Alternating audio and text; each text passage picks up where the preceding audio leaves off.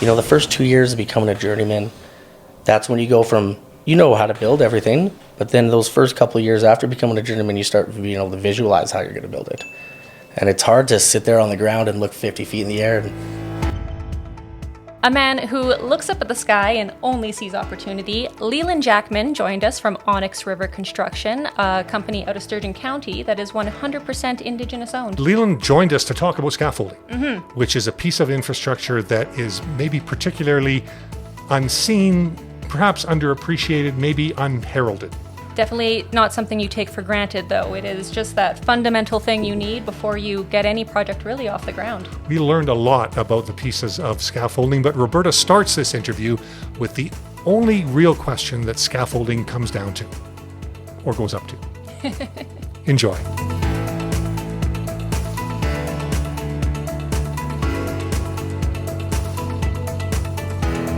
Can you be a scaffolder if you're scared of heights, or does it make you better if you're scared of heights? Yeah, I was terrified. Oh, really? When I got off the plane to my first job ever scaffolding, I didn't even know what scaffolding was.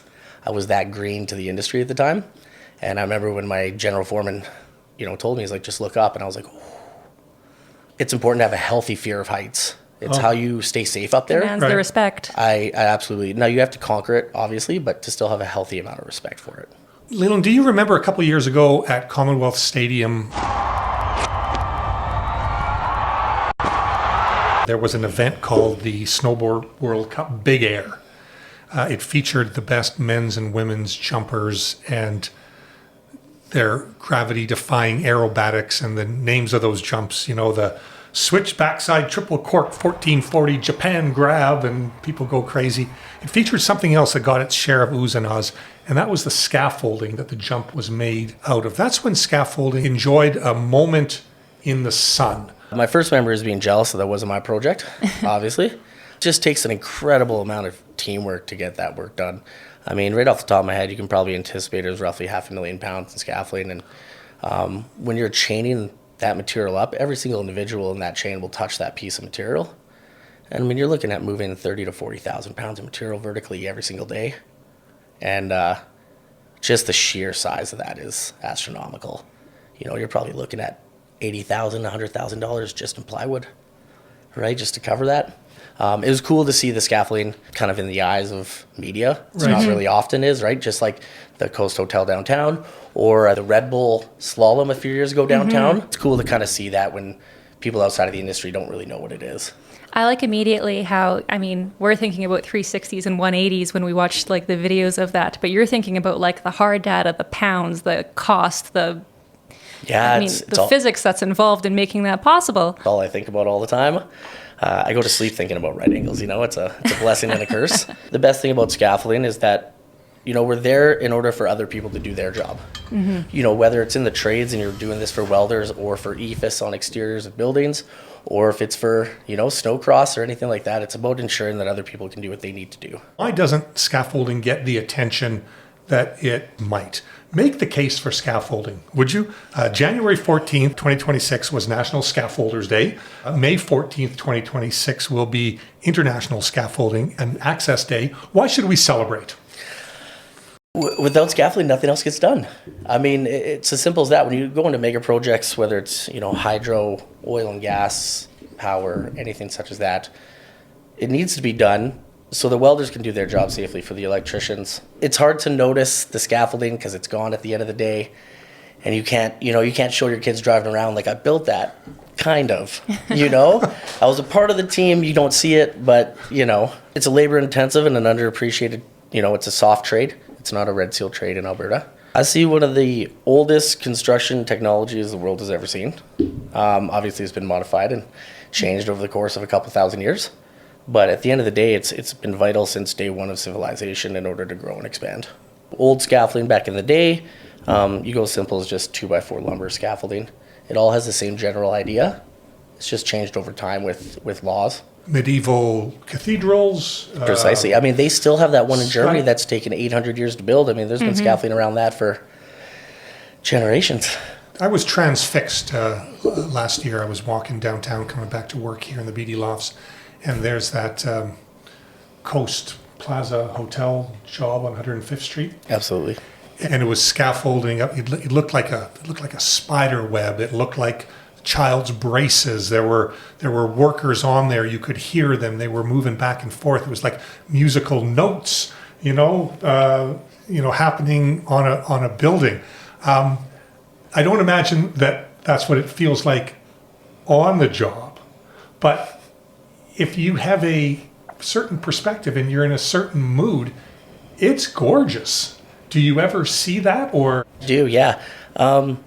You're right. It's not always glamorous. It's a lot of work. Labor, obviously getting all that material vertical. But once again, it's having that attitude and a really good crew. I kind of determine my crew build up, my manpower in the field, kind of like hockey lines. You tinker and you figure out who works good together, who has a good time, but who still stays productive. Because that makes your day better. When you say that you could hear them like hooting and hollering, that's 100% believable. If there's one thing is that scaffolders don't stop talking throughout the entire day. Really? It is 24/7. Other trades look at you and they're like, please, man, can you just give us a break here? And it's how you kind of just make your day go by good. Sometimes I walk past some of these large projects and I'm almost cautious. I'm like, that almost looks flimsy to me. Like, it's actually incredible what you can do, but I think to the untrained eye, it's like, how is that possible? How is this safe? There's probably going to be a healthy amount of modifications that are going to be required, trade specific. Sometimes you have a little bit of a rosette that's maybe just a little too close, or you need to remove a ledger just to allow trades to access it better. So modifications are still a big thing, and then you still need to obviously recertify them. So under OH&S, you have to recertify your scaffold every 21 days maximum. So that includes walking up and down the scaffold, ensuring all the clamps are still good. Sometimes things loosen up over time, right? A lot of these scaffolds will be up here for 18 months. Things can shift over time. So it's important to always stay visual with what you're looking at, ensuring everything is safe, because you can feel it. When you've been on scaffolding long enough, I can feel the difference between an inch and height difference over 10 feet. Like, you can feel it when you walk. That's reassuring. For sure. It's like Connects and Lego mixed together. Yeah. That eventually leaves and doesn't show back up again.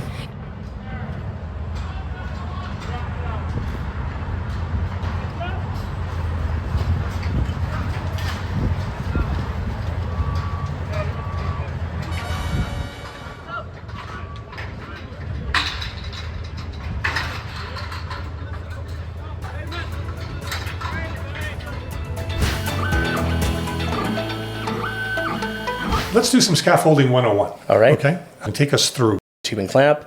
Tube and clamp is one of my favorites. It takes, I think, a high amount of skill to do correctly. It allows you to be extremely versatile with what you do. When you do tube and clamp, there's nothing you can't fit into. So as far as being in a very busy area with mechanical, electrical system, ring lock doesn't always work because it's pre-engineered lengths and heights. Whereas with tube and clamp, you can modify it to anything that you need, obviously within the realm of code. What's number 2? It would be the ring lock system scaffolding. For me, one of the cons is the weight. Ring lock system is around 2.9 pounds per foot, whereas tube and clamp is about 0.9 pounds per foot. That doesn't include the what we call jewelry, right angles, swivels, etc. That you have to, use the tubes to clamp together. But as far as speed, so you need to understand the type of system that you want to scaffold with that is the most conducive for the work that you're doing. Building envelope, you're always going to use a ring lock system because it's faster to put up. You don't need to have a lot of crazy intricate cutouts and bump outs. It is faster. Tube and clamp is slower, but tube and clamp is lighter and more versatile. Number 3 here, there's other pre-engineered systems here. There's a couple companies in West Canada that use something called Perry-Up. Is quite a bit more versatile. There's a lot more pieces to it. You have ledgers that are 25 mils long, as opposed to a ring lock system. Traditionally, you're going to get what we call dog bone. It's 0.65 meter, 2.2 feet. It's kind of one of the shortest.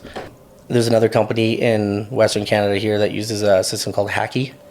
And there is a couple companies, depending on where you are geographically, that will use a system called cuplock. Cuplock has kind of gone the way of the dinosaur here. It's drastically even heavier than your ring lock system. Suspended scaffolding is great. A flat surface exterior wall where you have anchors on the roof and you need to do a window replacement.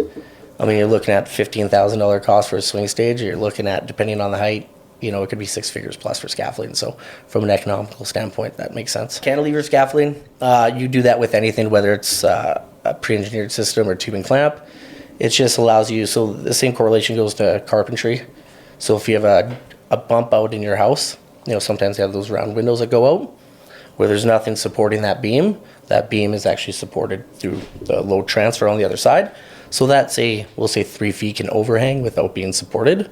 Whereas scaffolding is the same way, but it needs to be supported regardless. So instead of having 2 more legs on the ground, you would have that on a 45-degree angle to support that hanging load-bearing tube. Sometimes if you only need to reach certain areas, given the height, you can just use a rolling scaffold. It's more economical, and you can roll it around kind of where you need it to. Bamboo is something obviously I've never used. We don't use bamboo out here. Southeast Asia, it's prominent. Not on the offshore rigs, but, commercially. It's fascinating. I wish I knew more about it. It would be crazy. I'm going to give a shout out here to a gentleman I know named Derek. He works over at Covert Engineering. He does a lot of engineering for us, and I'd love to pick his brain about how they could engineer bamboo scaffolding in Western Canada, if it could even pass. I imagine climates are probably a big part of what makes the cut for what's feasible for a project. No, because from understanding bamboo is they also have the bamboo strips, and that's kind of how they attach the verticals to the horizontals. Mm-hmm. And I believe it's dipped in a sort of lacquer. I'm not sure what it is, but I don't think that would be conducive in minus 40. Fair enough. What are the stages of building a piece of scaffolding, and what has to go right? Everything has to go right. Planning obviously is just kind of seeing what your client is looking for. You're obviously estimating towards what that is. You need to estimate your material, the right material to use. It's completely to what your client is looking for. You need to tailor your scaffolding to exactly what they want.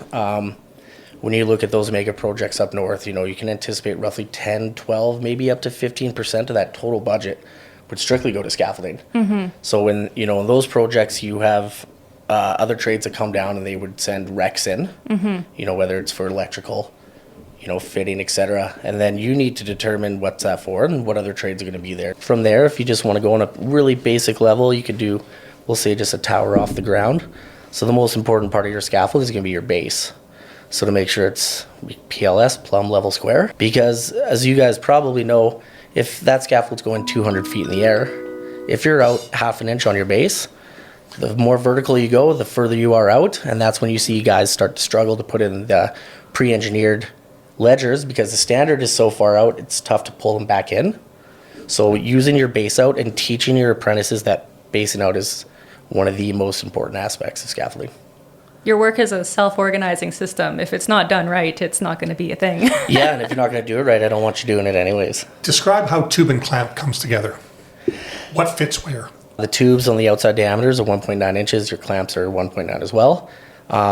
Think of just a ton of, if you have PVC pipe laying around, you just visualize that as aluminum tube.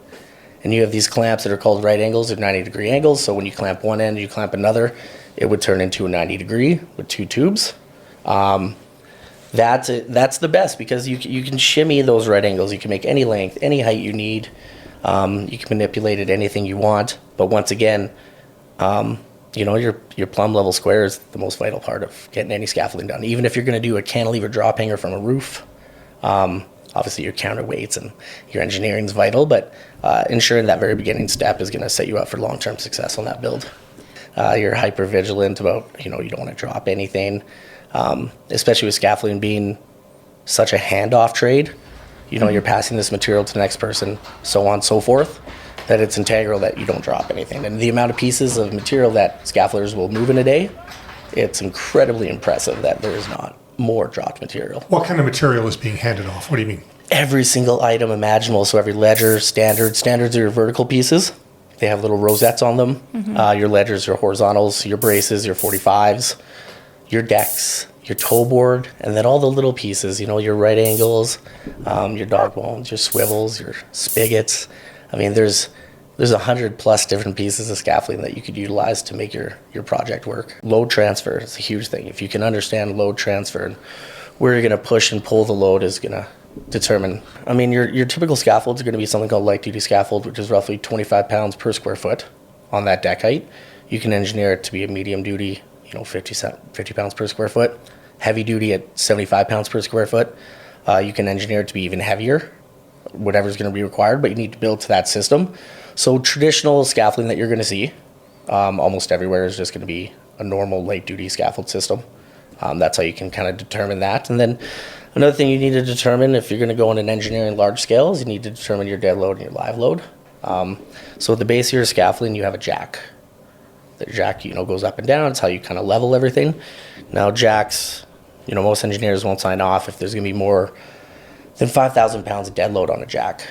So, or live load, any load in general. But if you have such a large scaffold where you break down that weight going on to per jack, per leg, then you can determine, okay, it's a 180 foot high scaffold.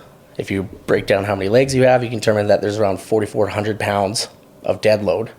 So then you need to determine, okay, that means that on this entire bay vertical from grade to top, you can only have 600 pounds of live load at any given time, or else you'll be over that weight limit. Now, obviously, there's a 3-to-1 rule, and it's very hard to go over that. But those systems are in place, and that's why people are put in the positions they're in to make sure that things are going smooth. It's an equation. It is an equation. Yeah, scaffolding is very mathematical, much like carpentry. What are the types of mistakes that would lead to big problems when it comes to scaffolding? Making sure you're doing the things in the beginning. It's ensuring that your material is quality as well. You ply decks, everyone knows that plywood over time in the elements deteriorates and breaks down, and it's up to each individual in the field to ensure that, hey, we don't think that this piece is good. We'll NFG it. I won't say what the term NFG means, but I actually got that one pretty quick. Yeah, and scaffolding is obviously, it's aluminum on steel or steel on steel. So over time, the metal does move and it gets kind of beat to shit. Mm-hmm. And you got to make sure that you're having the right material there. So a large part of keeping yourself safe on the job is just that awareness of how are the materials holding up, what needs to be replaced kind of as you're going. What are other safety measures that you guys take into account? Like, how do scaffolders keep themselves safe? Yeah, we tie off. Obviously, we have to tie off. I believe a witch-nest is 10 feet. Most companies will supersede that and go 6 feet, unless there's imminent danger before. So if you have, we'll say, rebar poking off the ground and you're only 4 feet above that. However, if you were to fall, it doesn't matter if it's 4 feet or 10 feet, it's going to impale you. So you have certain measures and certain types of harnesses and lanyards that you use. Self-retractables are a big thing now, SRLs. So they're just the ones that come off your back and you can kind of do it. Safety too is as you're building, we got to worry about ourselves too. We're the ones putting it up. So if we put it up safe, then, I can guarantee that our client's going to be happy with how safe it is. Well, and actually flip the switch here. Scaffolding is a safety measure, for the other workers and then also members of the public. Can we maybe talk about that? When you're walking downtown and you're kind of walking through those scaffolding tunnels. Yeah, the overhead protections. Yeah, and so that's a requirement. You can look at a lot of projects downtown, be it Station Lands, that was just finished just east of Rogers. You have the parks on 108th Street, just north of Jasper here. Lots of those projects, especially when there's a high public atmosphere. You have an overhead protection, which is exactly like you said. It's a tunnel that you can walk under, which if anything were to happen, not just with scaffolding, but other trades on the exteriors of those buildings or anything like that, if anything were to happen, those are measures put in place to help the public. And it's, it's good for clients too. They can put signage up there and, it's kind of a multifaceted use, but first and foremost, it's for public safety. What was your favorite scaffolding project? I'm going to tell you something that's going to be a little embarrassing. So, great. One of my first, I was a newer journeyman at the time, and we were working on a pipe run up north, and it was all muskeg. I'm not sure if you guys are familiar with muskeg, but he was the moose in Popcorn Playhouse, right? No, muskeg. Gotcha. Okay. Muskeg, yeah. It's I call it like Canadian quicksand. It looks like it's hard underneath, but you sink. Mm-hmm. And the pipe run was just on piles, and obviously you have a horizontal I-beam, and then that goes for 100 feet, and then you have another pile, and it just supports the pipe above grade. And I had to reach the center of one of these pipes in between the uprights, which you can call fulcrums, and it was only 4 feet off the ground, but nothing could hit, and I had to go 20 feet off my fulcrum, while only having a couple inches of deviation bounce on that end. And even though it was 4 feet off the ground, it was incredibly challenging. I had to tube and clamp back counterweight girders to go all the way on the other side just to try and support 4 feet off the ground, but shooting 20 feet out. If you think about a steel girder, such as the ceilings in here, that's basically what you have to do for scaffolding on that run with tube and clamp, except instead of only having a 20-inch from top cord to bottom cord, it was like 15 feet from top cord to bottom cord. I made a massive girder that had to, back weight my front side. So this is an intricate creation. Yeah. A geometrical extravaganza that was 4 feet off the ground. Yeah, self-engineered. And honestly, one of the most challenging and most rewarding jobs I've ever done, and it wasn't high at all. But it was skag. You couldn't even walk on it either. That's the creative thing that I think is really cool about what you do. I really like that. It was really cool. And at the time, I was still not seeking validation from peers who have taught me, but you're spitballing ideas off them like, hey, I got this idea, but it's always important, I think, to get other people's viewpoints. And, I was pretty fortunate and grateful at the time that they were like, Leland, I don't know if, there's too many people who could have done it differently or better. And that made me feel good. And sometimes it's not the height that's the most challenging. It's just the dynamics of what you have to do. Is there anything innovative coming in the scaffolding industry, scaffolding world that you look forward to or particularly worry about? I don't worry about any system because I think if it's implemented in your geographic location, then, if it makes sense financially, you're going to utilize it for sure. There's always innovative scaffolding systems coming out, especially out of Europe, Denmark, and Germany. It's kind of tougher markets to bring over here. People are pretty set in their ways. Vancouver's pretty open to a lot of new systems. You can have keter track systems where you can basically build a warehouse with a self-retracting roof. I don't know if you've ever seen those that kind of open and close. If you kind of look at Rogers Centre in Toronto with that dome that opens and closes, the same kind of idea, but with scaffolding. Those systems are really cool. I saw this new system. It's a new way to do bridges from the underside, and how you can pin them to the concrete, cantilever out your girders, and then they sit in place, and you slowly just fill out your decks, and you keep going all the way down the bridge. That is super cool. I think everyone's trying to figure out more innovative ways in construction on how to do things, especially on an economical standpoint. Yeah. Scaffolding's always going to be there to some degree all the time, and I do think it's up to us as in our positions in scaffolding to give those options to our clients too. You need to show them economical solutions to their issues, and you can't just throw a price and be like, do this. It's, hey, let's work together. What's going to be the best option for you? This might be more money up front, but here's how you can expedite and sequence your scheduling better. There's scaffolding behind the scaffolding. Always. There's financial scaffolding. There's 100%, right? The whole purpose is to give your clients the best service you can, whether that's physically doing the work or giving them options that maybe doesn't even include you. It's like, hey, I don't think you guys should use us. You could use another option that'll save you a ton of money. I don't need the money right now. Rather build a relationship long term. What are the weather challenges to scaffolding where we live and build? You know what? Contrary to popular belief, scaffold companies can create a bigger revenue during winter months than summer. Obviously, heating and hoarding is a huge thing here.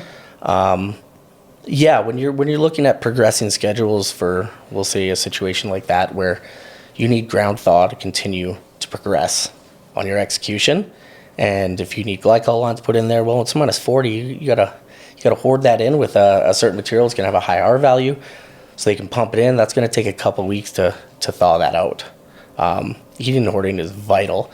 If you look at, there's a reason why a lot of these buildings now are shrink wrapped. Shrink wrap used to be a little bit more of a niche product out here about 10 years ago. Now a lot of owners and clients are starting to realize the benefits of having that, so you don't have to stop production, especially if you look at, concrete or asphalt in the wintertime. Roberta reads a lot, and it's hard to find a book about scaffolding, let me tell you that Yes. much. But I did find, this is called The 99% Invisible City. It's by Roman Mars and Kurt Kolstedt. And a recurring theme in the book is overlooked systems require immense skill and intention. And so I guess my question to you is, what is one aspect of scaffolding, be it cultural, logistical, that you think deserves the same respect we give to architecture? Good question. Yeah, it's a great question. Obviously, doing a lot of buildings group scaffolding, a lot of it is pre-engineered already. When you're on gas plants or any sort of major infrastructure project, The scaffolders are self-engineering these based on their own skill sets and what they have been taught their entire career, right? They're journeymen at what they do, and they're good at what they do, and they need to be able to visualize how to build this in their head before it's actually done, obviously. So on those projects, your journeymans get a lot more leeway and play because they're the ones designing it themselves fully. We're not, you don't have us as PMs and OMs and estimators telling them how to do it. Now, I can still advise how I would do things, but ultimately, if it's not engineered, it's completely up to the journeyman to determine how to do that properly, as long as it's within code and safe. And I do think that one of the biggest like underrated things is that, like you engineer it yourself to a degree. Like that's a lot of thinking, a lot of cool things, right? And I think, the first 2 years of becoming a journeyman, that's when you go from, how to build everything, but then those first couple of years after becoming a journeyman, you start being able to visualize how you're going to build it. And it's hard to sit there on the ground and look 50 feet in the air and kind of determine, like, this is how we can do this and this is how you can do that. And then you build your material list off that and away you go. Scaffolding is a lot of fun when you know what you're doing. I do have one more question from the book, and it's more of an insight I had that I thought was interesting, particular to the scaffolding industry, is that, the book talks about things we tend to overlook, but the reasons we overlook these things is because good design is meant to disappear. Familiarity breeds blindness. We have a cognitive efficiency to just take for granted what's around us and focus on the details that should be relevant. And then we have a bias towards the final product. And so aside from the bias towards the final product, scaffolding kind of contradicts those, and yet we still take it for granted. Do you have an idea on why that might be? If you don't hear about the scaffolding on a project, they've done their job. And I guess it is just that good design, kind of your eye can trust it, you can move on, your brain doesn't need to focus on it. It is a reassuring thing. Absolutely, be a solution, not a problem. That's the way I see it. And if you're not hearing about the scaffolders on a project, then they're doing their job well. It's kind of like look at hockey, right? If you got Darnell Nurse, and people love to rag on the Oilers out here, but if you can't really, sometimes you can see a defenseman being invisible, and that's kind of a good thing sometimes. You can see someone being invisible. That's good. I like that. He's not making mistakes. There's nothing to hoot and holler. They're just doing their job, and that's all you ask them to do. Maybe this is a thing for the people watching from home. At what point should scaffolding become an option? If you've got that chandelier in your living room or your hallway, or you're, putting up a picture that's just, filling up a space that, you have to go higher than you expect. I see people stacking ladders or putting like stools on benches, and it's probably not the best. So is there an entry-level scaffold that you would encourage people to kind of check out? Yeah, like anytime I think you're reaching at heights and it's somewhat sketchy or unsafe, you should always look at an alternative other than a ladder or a rolly step stool. There's little things, especially for being at home. You can go get a Baker scaffold. It's 24 inches by 5 feet. It's 5-6 feet. You can go 10 feet high on those. You can rent them. You can lock in your casters, which are your wheels, so it doesn't roll around on you. And just something simple as that. I'd rather spend $500 on that than a hospital trip and maybe a week or two away from work. Thanks for joining us. Thanks for putting the pieces together for scaffolding for us and our viewers. Metaphorically. It was a pleasure. It was a pleasure sitting down with you. Thank you so much. I really appreciate the invite.